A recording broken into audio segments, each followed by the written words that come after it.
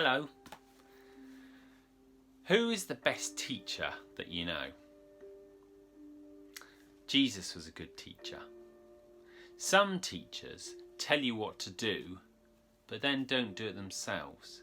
But Jesus was the kind of teacher who didn't just tell people what to do. He also showed them how to do it by his life. This chapter is from page 286, and it's called The Servant King. It was Passover, the time when God's people remembered how God rescued them from being slaves in Egypt. Every year they killed a lamb and ate it. "The lamb died instead of us," they would say. But this Passover, God was getting ready for an even greater rescue. Jesus and his friends were having Passover meal together in an upstairs room. But Jesus' friends were arguing about what? They were arguing about stinky feet.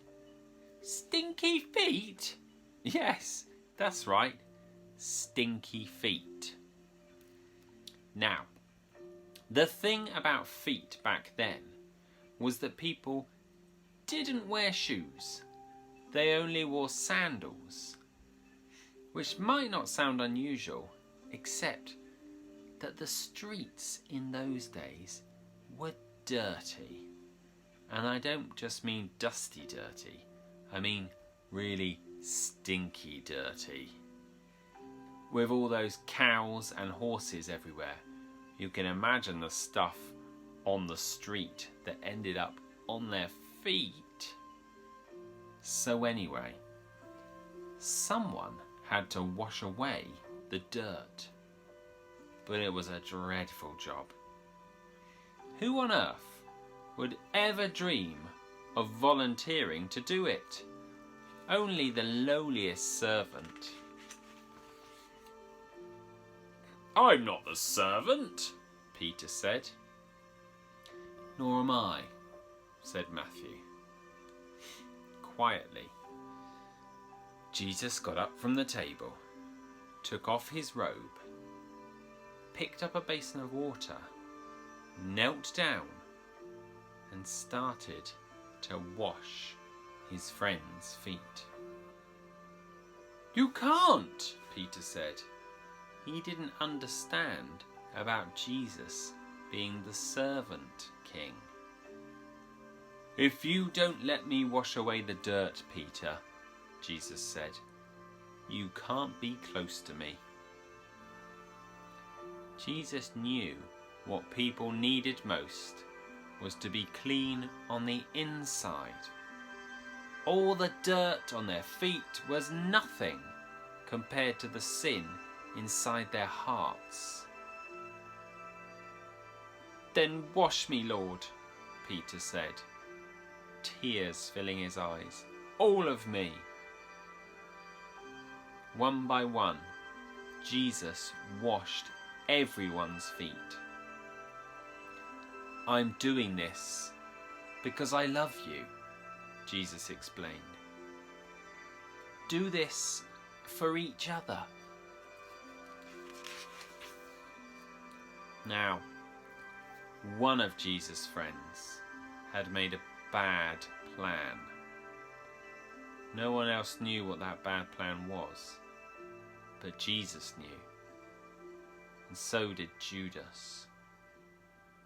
Judas was going to help the leaders capture Jesus for 30 pieces of silver. "Go on, Judas," Jesus said. And Judas got up from the meal, left the room, and walked out into the night. Then Jesus picked up some bread and broke it. He gave it to his friends.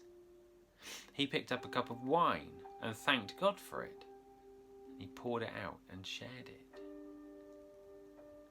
My body is like this bread. It will break, Jesus told them. This cup of wine is like my blood. It will pour out. But this is how God will rescue the whole world. My life will break, and God's broken world will mend. My heart will tear apart, and your hearts will heal. Just as the Passover lamb died, so now I will die instead of you. My blood will wash away all your sin, and you'll be clean inside, in your hearts. So, whenever you eat and drink, remember, Jesus said, I've rescued you. Jesus knew it was nearly time for him to leave the world and go back to God. I won't be with you long, he said. You're going to be very sad.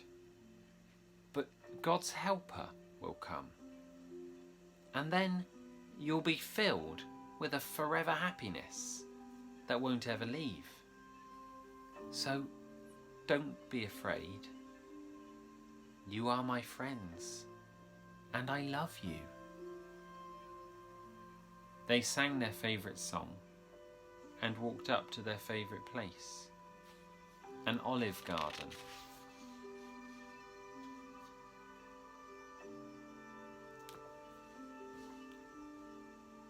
Wasn't he brilliant?